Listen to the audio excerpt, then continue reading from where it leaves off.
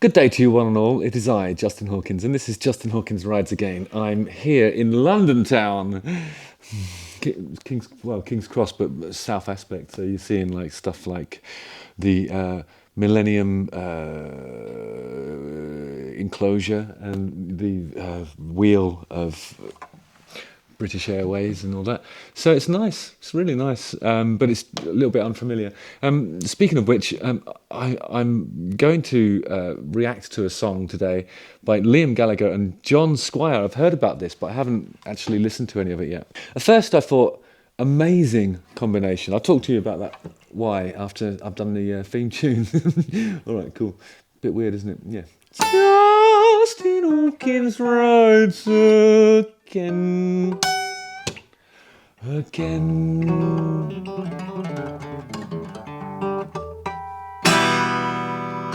Yeah, nice flamenco flourish at the end there. I remember when Oasis came out. Do you guys remember when they were like talking about their influences? And obviously it was the Beatles, because, you know, it's just the whole aesthetic and the way they approached their songs and stuff and the way he sang. It was all kind of John Lennon's side of the Beatles.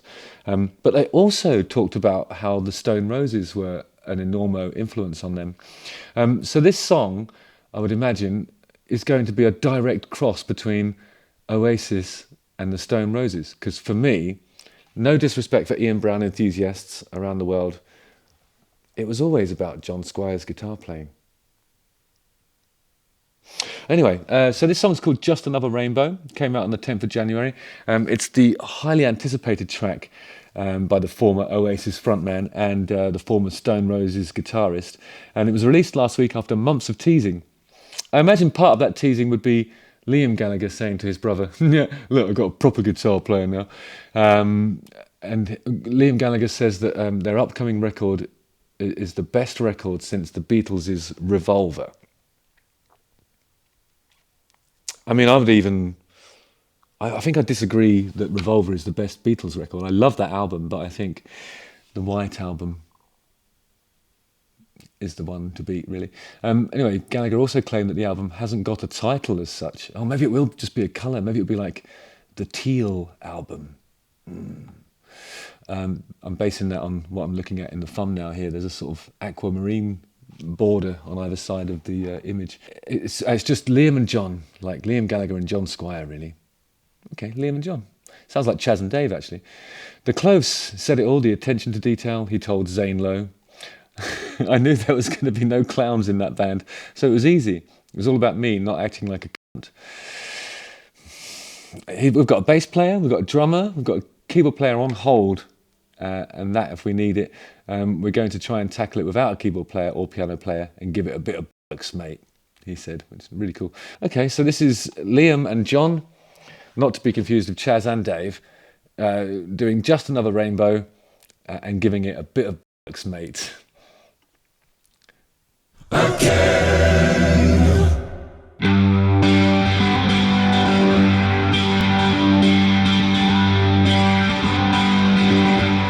Okay, it's really cool. It's got this.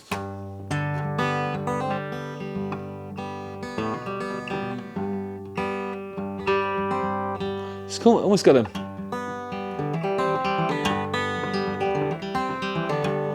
Caught in the trap. That thing about Suspicious Minds, but also it is a bit.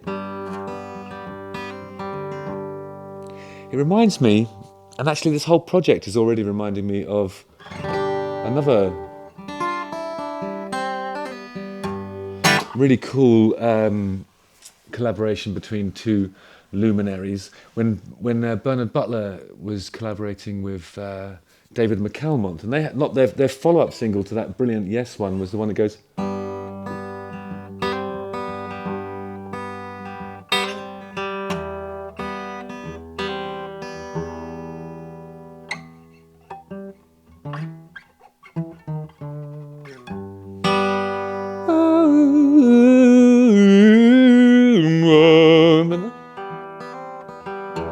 I don't know. I think it was an A, actually.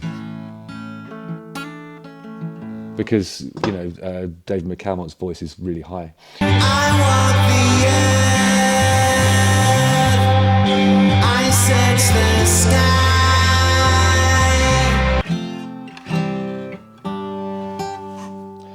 really love the way he suspends this note.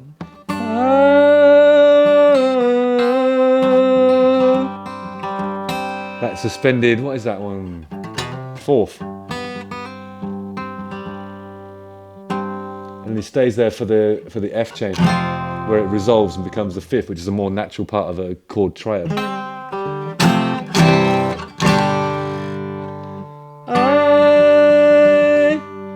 Something about no. That's really Beatlesy in a good way. It's not that sort of beat. It's a cleverer way to add a Beatles influence to your thing than what they usually do, actually. Because he's not thrown by the root staying there, and he's really just like waits for the band to catch up with him. It's really cool. One of the best Liam Gallagher verses I've heard.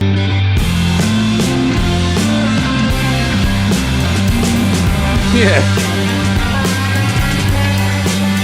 This is a proper bit of indie, isn't it? I mean, they haven't made any concessions to the various musical movements that have happened since the early 90s. They're just properly owning that world. It's really cool how it comes in with those triplets, and then immediately you see somebody with shakers, and it's like, fuck, it's super atmospheric. It sounds like proper Stone Roses stuff, which has been sorely absent. Nobody's doing that anymore, really. I mean, I suppose the Brian Jonestown Massacre have been doing something like that. But this is, I don't know, it's got that iconic guitar sound from the Stone Roses. With Liam's voice, it is the match, the perfect match. I always remember sort of thinking, oh, it would be awesome if he sang for them. No disrespect to the various Ian Brown enthusiasts around the world, but this is a perfect fit.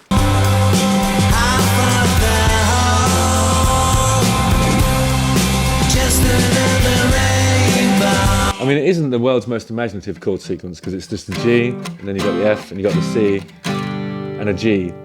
But what's really cool is the way he does that thing.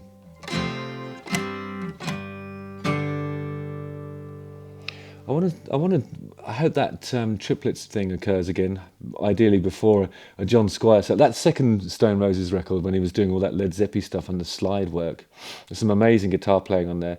It'd be great if it sort of changes colour at some point during this composition and then goes into a bit of that.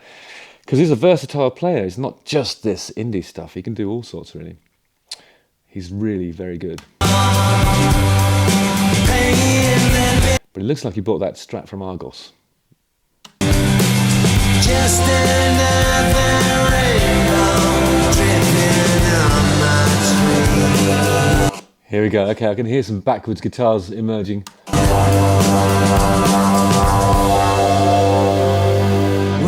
Hey, this drop out better lead to a solo. Come on, guys, do it.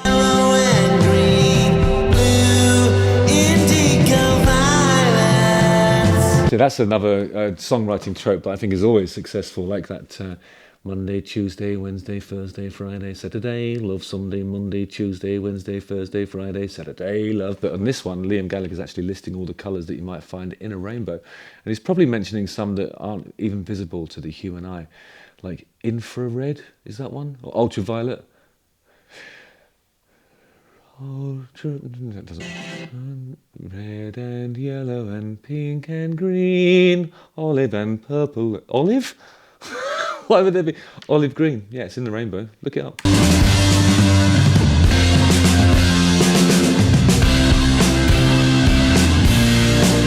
This is really cool because it's with all the sort of modern trappings of an elite recording facility. They still managed to make it sound like it was done in somebody's garage in the late 60s, and that's cool because everything sounded better then. It's just the right size of drum sound, you know. It doesn't sound like it's got tea towels on it, but it's also not in a cavern somewhere. It's perfect. Really crispy snare sound. Here we go. I mean, it's almost like a Whole Lot of Love type solo, when there's a little phrase and then a bit of noodling in between.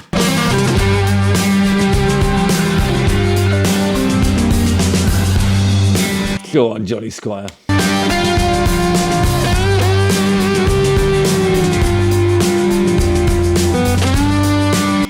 good sort of ghosty notes happening on the snare as well, which sort of drags it along in a funky way. But it's super relaxed, the whole thing. Loads of space in the soloing. It's really just a question of, if you like indie, you're going to love this, because it's a perfect observation of it.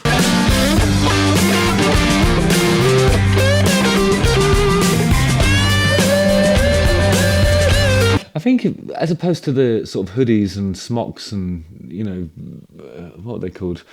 Ponchos that they're wearing, if they just went for the long sort of baggy jumpers with holes in and bass in haircuts, well, they've almost done that, but it's really, really well observed aesthetically.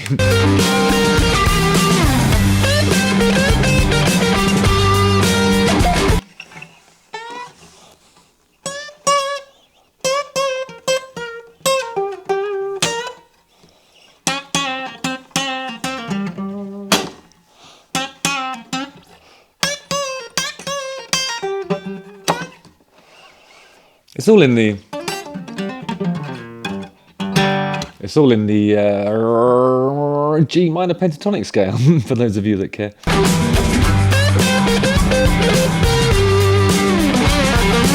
What does that remind me of?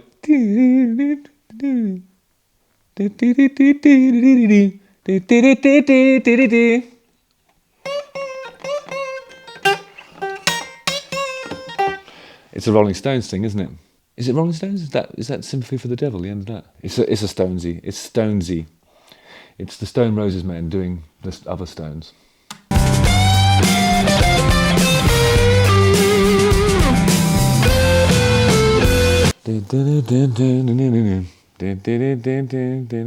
Sympathy for the Devil.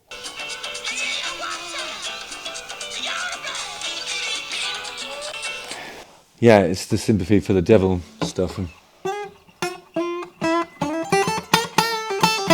But in a different key. It's quite funny that they always reference the Beatles as an influence and then proceed to lift phrases from the Rolling Stones. It's a free-for-all.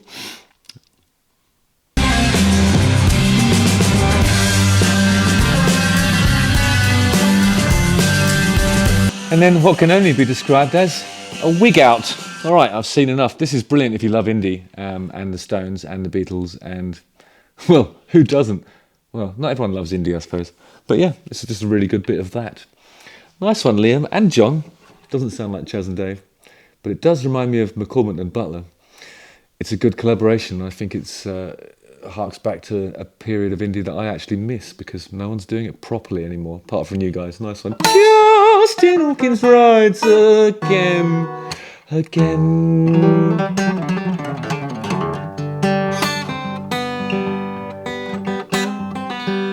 Don't forget to like, subscribe, hit the bell for notifications, watch one of these 2 videos, join the mailing list, and try and get tickets for live Justin Hawkins rides again for the first time, if there are any. Good luck, guys. See you on the ice. Again.